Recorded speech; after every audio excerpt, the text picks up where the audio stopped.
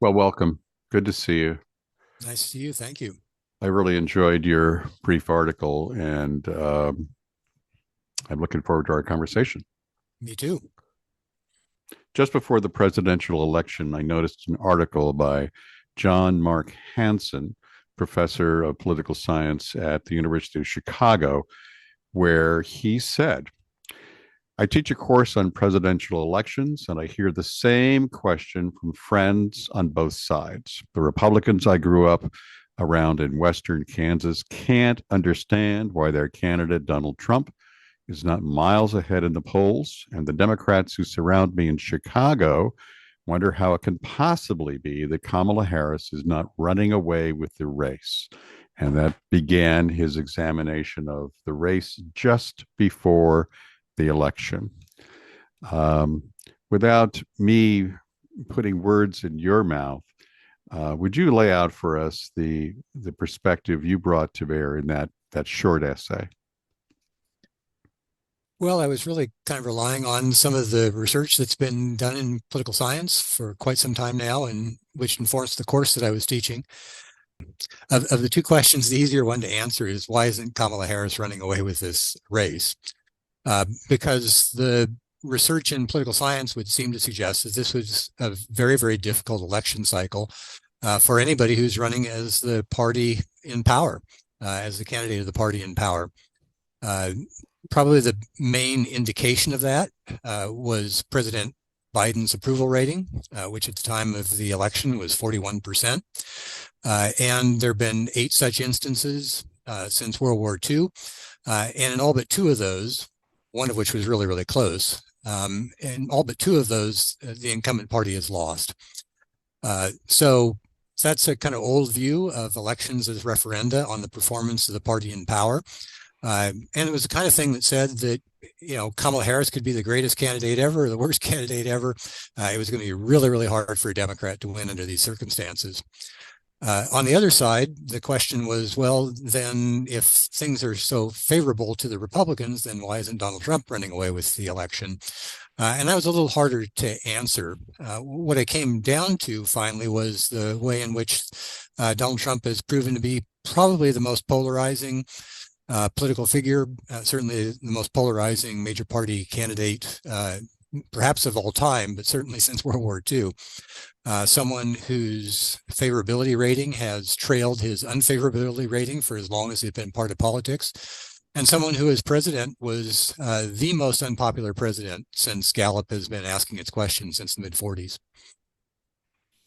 I have been fascinated by conversations I've had with good friends who are strong Democrats, where I explain your views about what the fundamentals of the election were and how deep a hole that put any Democratic candidate.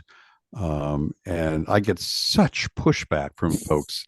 It's just fascinating the way that if you're a nice, loyal Democrat, you just don't want to let go of the fact that Joe Biden passed, a whole bunch of bills and did this and did that, and things were really great.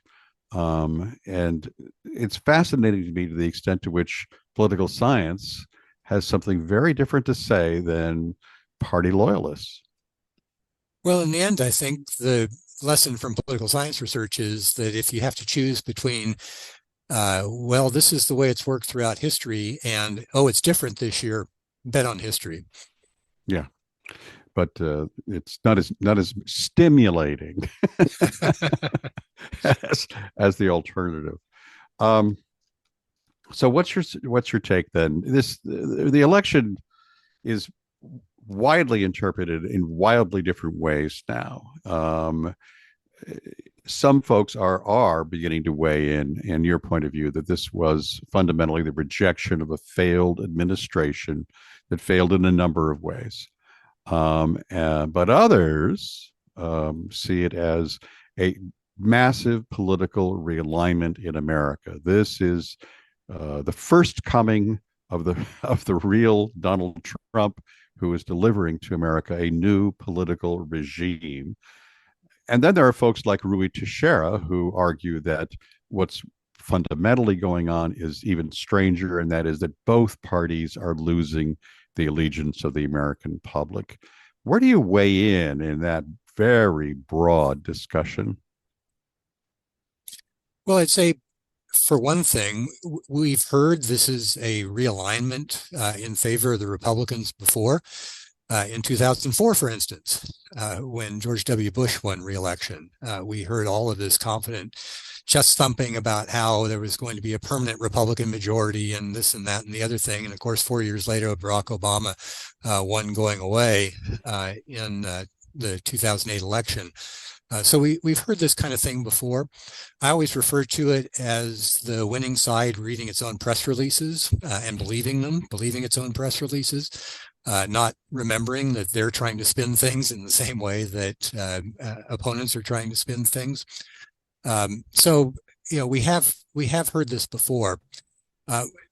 In terms of it being a realignment, one thing that I think was important to this outcome is that former President Trump, now President-elect Trump, has benefited from what has been a 70-year decline in Democratic partisan identification in the electorate, and correspondingly a 70-year increase in Republican partisan identification.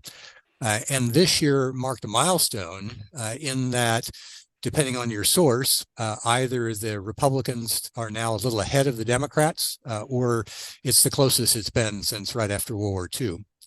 So, Trump has benefited from that in looking at the long series that we have, the graph of Republican and Democratic identification over time. It doesn't look to me like Donald Trump has affected that trajectory at all. So it's not specific to Trump. He's been more the beneficiary of something that's been happening for a very long time.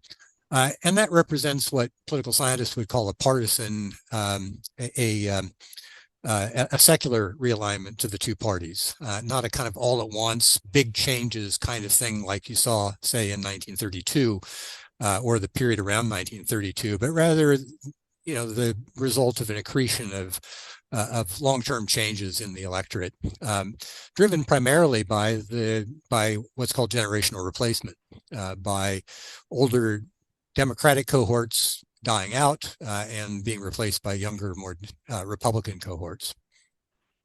And is there any reason to think that process would not continue?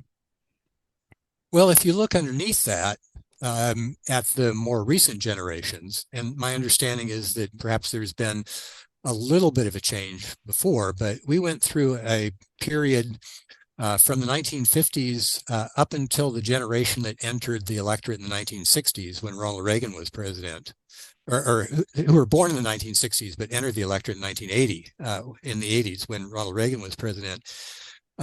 In that long stretch of time, every succeeding new generation was more Republican and less Democratic than its predecessor.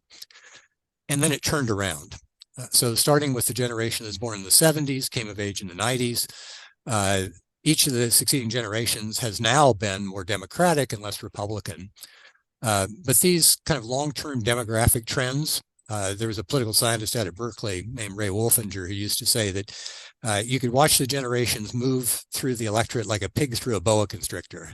That is, it moves very, very slowly. There's this kind of big lump that moves. But eventually it does matter. And what's really mattering right now is that the peak generation for voter turnout, the people who are kind of my age, the baby boomers and a little bit in that kind of cohort, is kind of the peak Republican generation. And so that wave is cresting. And if things have not changed fundamentally among younger voters, and that's going to turn around. And the other dynamic I hear discussed a lot these days is the change in the racial breakdown of the voter orientation. It used to be that Latino voters, Black voters, Asian voters were regularly seen as Democratic voters, but there has recently been a significant change with increased Republican voting by Latinos, increased Republican voting with the Black community, particularly among men, and in the Asian community as well. So the dynamic there has set in the Republican direction as well. Well, we'll see whether that holds up, because that's a key question. I'll remind you that in 2004, when George W. Bush was beating his chest about how they had a rising Republican majority, part of that was that Bush made gains among Latino voters in a way that previous candidates had not. There had been about a 60% vote for Democrats among Latinos, and in 2004, it was in the low 50s, as I recall. And I would say right now we're sort of in a similar place, but that turned around immediately and went back in the other direction in 2008. The other thing that's happening immediately these days is the very first steps of the Trump administration, and some of your comments about Trump's defects as a candidate leap to mind at this point, because it's startling the extent to which the very first steps of the Trump administration have been amazingly brisk. They're really getting a lot of stuff done, but it sure looks like they're stubbing their toes a lot. And I look back to the selection of Sally Wiles as a chief of staff, which was hailed by a lot of folks as a sign that the Trump administration would be far more mature than it had been previously. And I wonder what Sally Wiles is saying to herself these days about what did I get myself into? I would say, yeah, the figure that got called to my mind in some of the Trump picks was remembering back to Hurricane Katrina and Michael Brown, the head of FEMA, whose previous experience had been as the executive director of a horse fanciers organization. And, Bush going to Louisiana and praising Brownie for doing a heck of a job. And so, the problem that presidents run into when they choose people who are personally loyal or who are sort of loyal to the cause is that they don't necessarily pick people who can actually do the job that voters are going to expect them to do. And so we will see whether all of that comes to pass or not. David French in the New York Times had similar words to say about this a couple of days ago. Well, David French is kind of an exception that proves the rule. The journalism of the 2024 election struck me as, maybe I'm off on a limb on this one, but remarkably poor. I was, or ostentatiously bad is another phrase that leaps to mind. I was, here's it's a side comment. Everybody wants to talk about the presidency, but I was tracking the Texas Senate vote. And there was a lot of hoopla about how close that vote was going to be. Ted Cruz, the flamboyant, conservative Republican, was really being taken on by Colin Allred, who was going to come up from behind and even out the race, take right down to the vote count will be into midnight and 2 and 3 o'clock in the morning. And lo and behold, Cruz ends up with an 8 percentage point romp to victory. And that, to me, characterized a lot of the journalism that was going on. Well, I think there was a lot of hopefulness that was built into some of the journalism, particularly the commentary. But I would say with respect to that race specifically, they had forgotten that they had already elected Senator Beto O'Rourke. Has a remarkable record so far in the Senate. Yes. The other one that really caught my attention was a New York Times article which discussed why there was a depressed Democratic turnout, why Harris's turnout among Democrats was so much less than Biden's, and went from theory to theory to theory, but never voiced what you were saying, and that is that she was stuck being Vice President Harris in an administration that the public was viewing as essentially dreadful. Yeah, I think that's right. My interpretation is that there was probably a decline in turnout among constituencies that might have voted for Kamala Harris and the Democrats and who did vote for Kamala Harris and Joe Biden in 2020. But it was primarily people who decided that they weren't really very happy with the Biden administration and who decided to stay home, much more than decided to vote for Trump instead. Another thing that has been missing from the coverage that I think is quite astonishing is that right now, Donald Trump has about 76.5 million votes altogether. If you kind of optimistically conclude that he'll win the rest of the vote that is still said to be outstanding, which is about 1.8%, he would get 79 million. And Joe Biden got 81.5 million votes in 2020. And won by a considerably larger percentage over Donald Trump in 2020 than Donald Trump, under the best case scenario for how the vote comes out, will win over Kamala Harris. So this notion that Trump has won this really enormous landslide, I mean, if you really believe that, did you believe that Biden won an enormous landslide in 2020? I see things as fairly similar. In 2020, what laid Donald Trump low, I think, was COVID-19. Well, I'll get to COVID-19 in a second, but I vividly remember Joe Biden inviting historians into the White House to sit with him and drink coffee and reminisce about how FDR sat in this very office, and here I am, and this is going to be the new FDR. And I was listening to that stuff and watching it being just absorbed by the media with complete fascination and wondering, boy, you know, FDR passed all those bills by himself. That's just amazing. Yeah, plus he won a whole lot of states. Plus you want now that's the other thing that gets me. This I wanted to ask you about this. So Trump's victory is a real victory, but it is a slim victory. It is not a it has no signs of being a realignment kind of sweep, but it is peculiar in its breadth.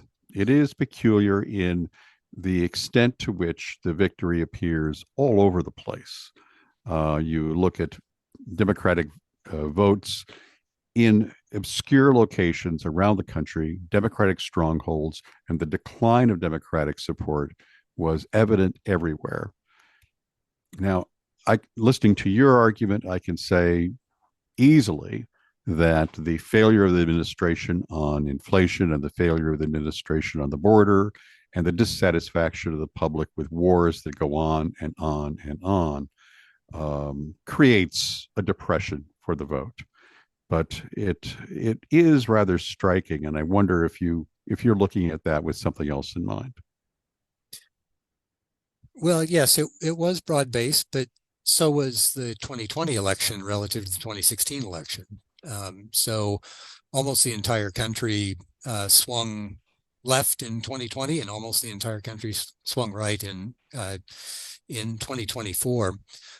In terms of this kind of gains in blue states, what everybody forgets is that blue states actually have Democrats, or blue states actually have Republicans in them, and red states have Democrats in them. And in fact, numerically, there are more Republicans in blue states than there are in red states. And that was part of the reason for years and years and years why the Republicans kept nominating relative centrists for the presidency, was that to get through those primaries, you actually could win an awful lot of votes by winning Republicans in California and Illinois and New York. So it's not too surprising that those swings could occur in both places, because most states are different shades of purple, some deeper and some more reddish and some more bluish, but it's not the case that every state is made up wholly of reds or of blues. So looking ahead, do you see clouds on the horizon for the Trump administration, other than the things we sort of touched on, which is the flamboyance of his appointments?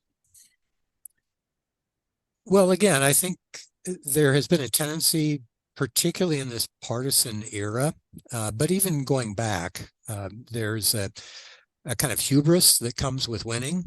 The notion that we won because of who we are as opposed to what the circumstances are.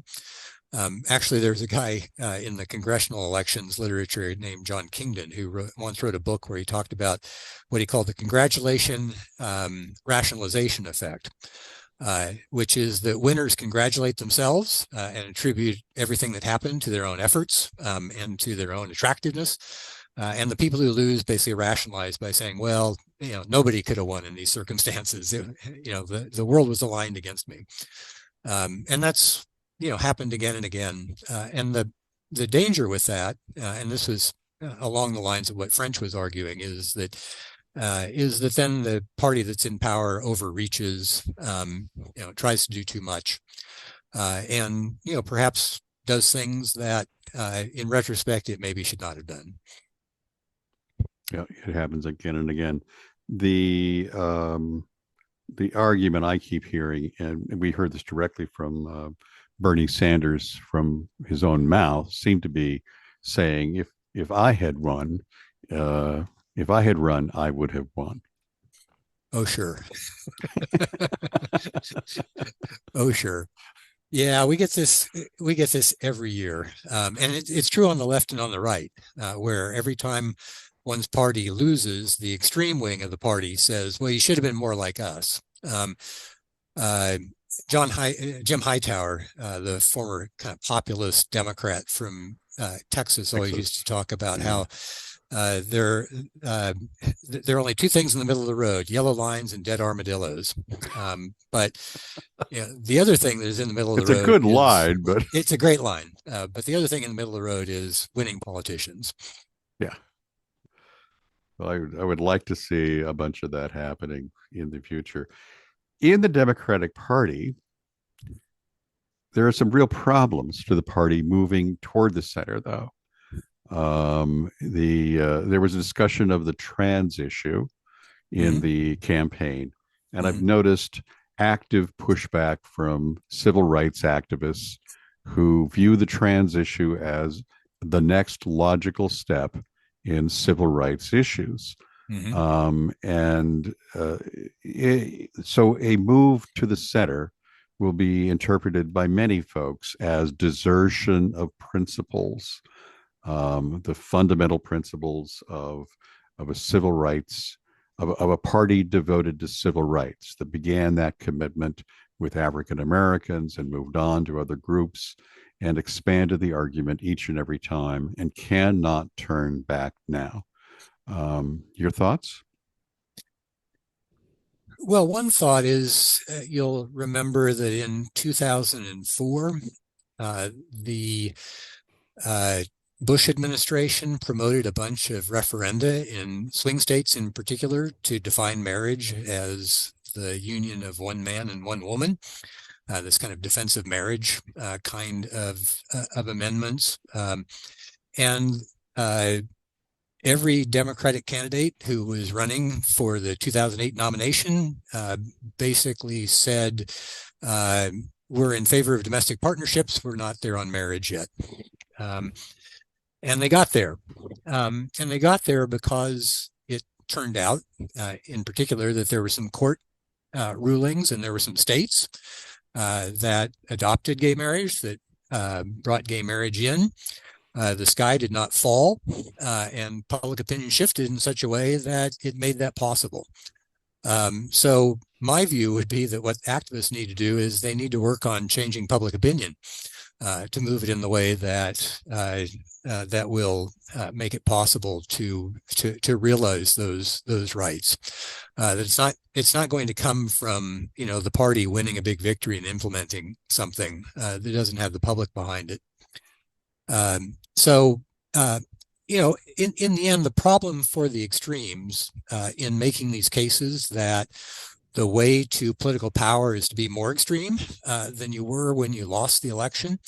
The problem in the end is that the people who are on the extremes, they don't have any options because they can either say, well, we're going to hold our noses and vote for the party that's closest to us, and that's going to be the Democrats in this case. Or they can say, we're going to stay home and let that other awful party win the election. And that's been the dilemma for extremists from the very, very beginning. We saw some of that this year with some of the Arab American organizations refusing to support Kamala Harris. Well, we'll see how that works out. And my guess is it's not going to work out to their satisfaction.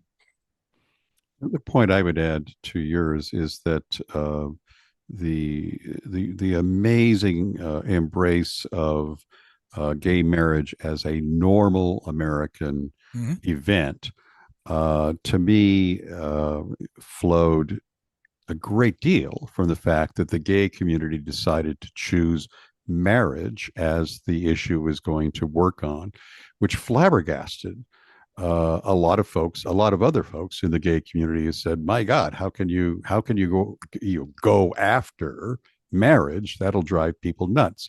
But it turned out that what the gay community was saying to everyone was, we want to be part of normal society. We are part of normal society.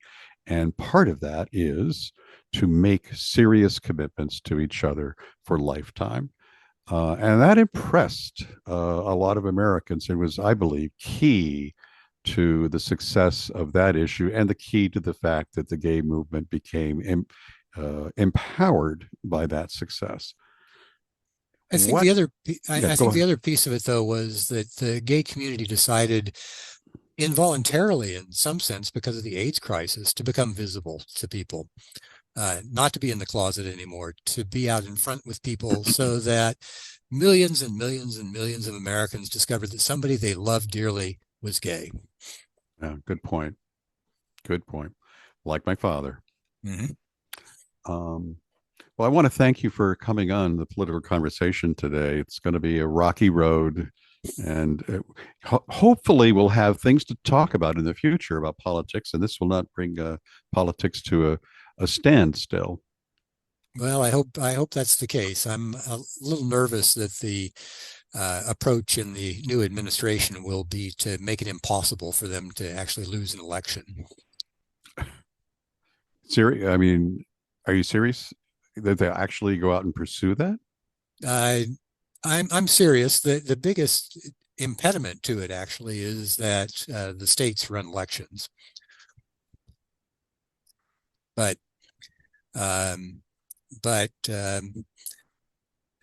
we've already seen how Republican state legislatures after 2010, many of them gerrymander themselves into permanent majorities in certain of the swing states, places like Wisconsin, Ohio, North Carolina, and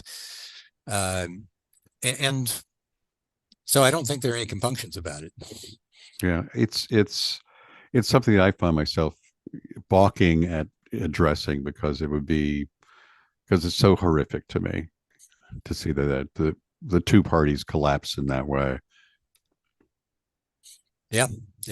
Well, we'll see what it brings. But I am hoping that particularly all of the people who said that they voted for Trump, even though they don't condone all the terrible things that he said that he wants to do, will actually stand up when he tries to do the terrible things he said he wanted to do. It's got to be very important situation. Thanks again. Thank you.